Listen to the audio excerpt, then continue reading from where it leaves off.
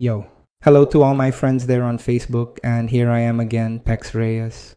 I usually spend my time working on creative projects, and lately I've been diving deep into exploring automation and this whole new world of vibe coding. So, looking back, my first video about this didn't really do full justice to how I actually built this. So hopefully in this video, I can explain everything properly so that you can follow along, do it yourself, and really get a good feel for how Codex actually works. So I recently made the decision to go ahead and unsubscribe from Claude. Honestly, I feel like Codex executes tasks much better compared to the current update of Claude, which is Opus 3.5. It just feels like a more reliable tool for my workflow right now. Ever since it became Opus 3.5, the outputs I've been getting from Claude have been a bit off. So I tried Codex, and it's cheaper and it seems better at executing apps or code. So yeah, I'm just taking a moment to explain this for the record and for any future clients who might see this so they fully understand how it works.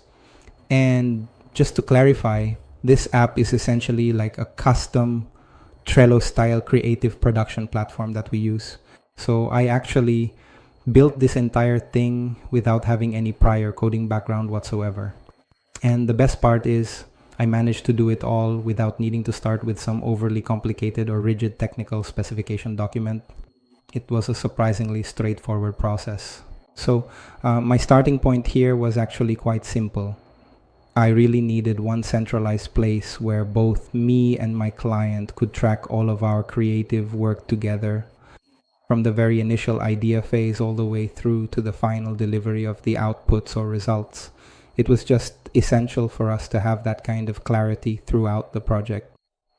So instead of forcing our workflow into generic management software, I designed this around the stages of how creative production actually happens on my end, so that the exchange of ideas between me and my clients would be smoother and they could see what's happening with the project. So first, my problem before was that the workflow was too messy and there were too many apps being used. They vary.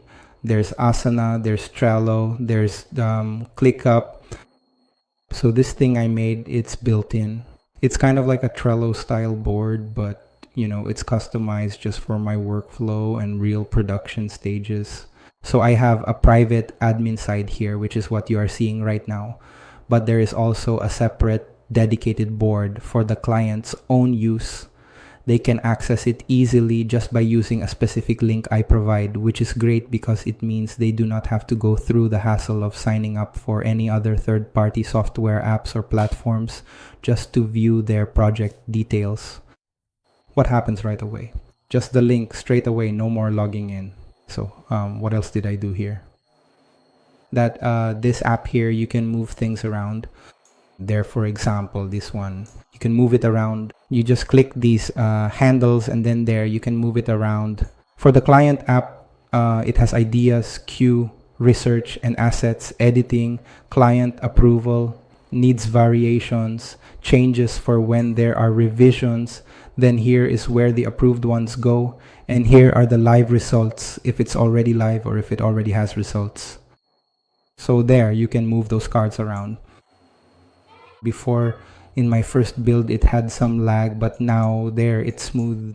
It doesn't have any lag anymore, and I didn't build it in just one, in one prop. This has a lot of revisions. And inside that, you can see there it has title, product, there's priority, there's version, whatever you want, whichever version you are currently working on. There's also a due date there. The calendar is already built in there for the due date, and then here is the angle and hook. You can put here what angle or hook you used.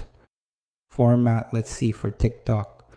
And this one, these are the links that the client can put there, whatever, for us to get assets or links that we can use.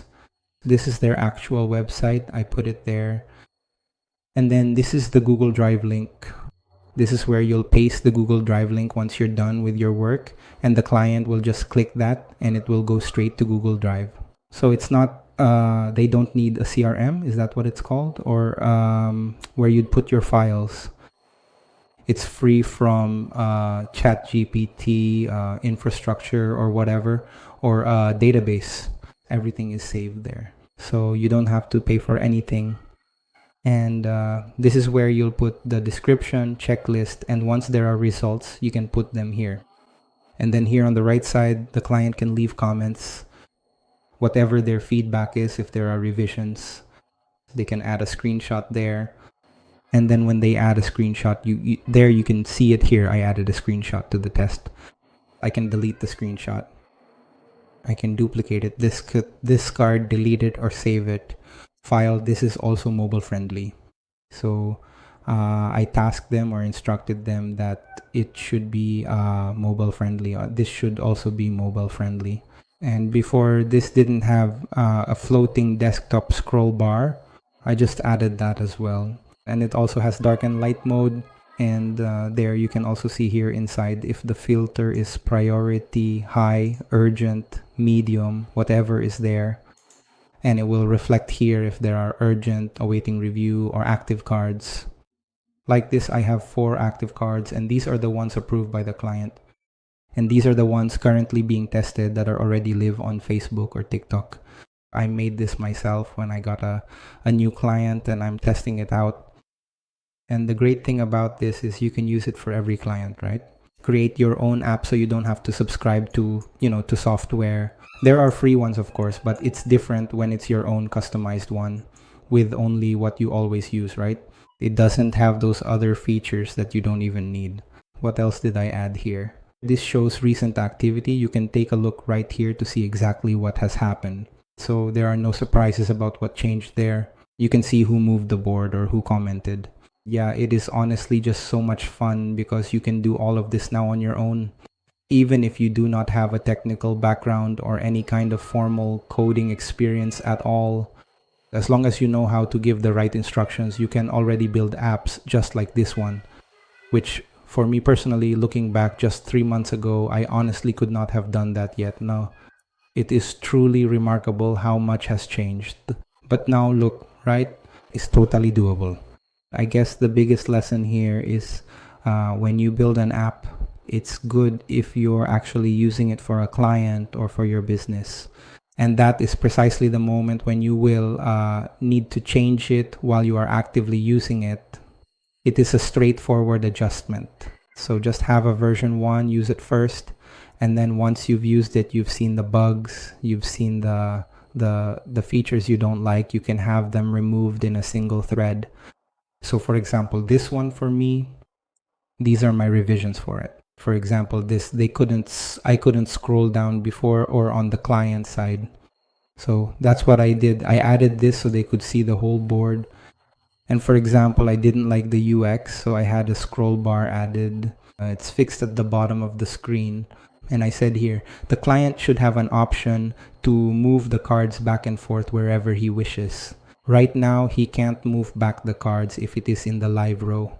So yeah, as you can see, I just instructed him that the client should be able to move the cards because before I had a build where he couldn't move the card. This is what it looked like before. Yeah, that's how it was. I also had the style changed. I just made it monochromatic. I had the fonts changed. I just made it black and white. And yeah, that's where I got this version, which is dark and light mode. You can improve it as you use it every day.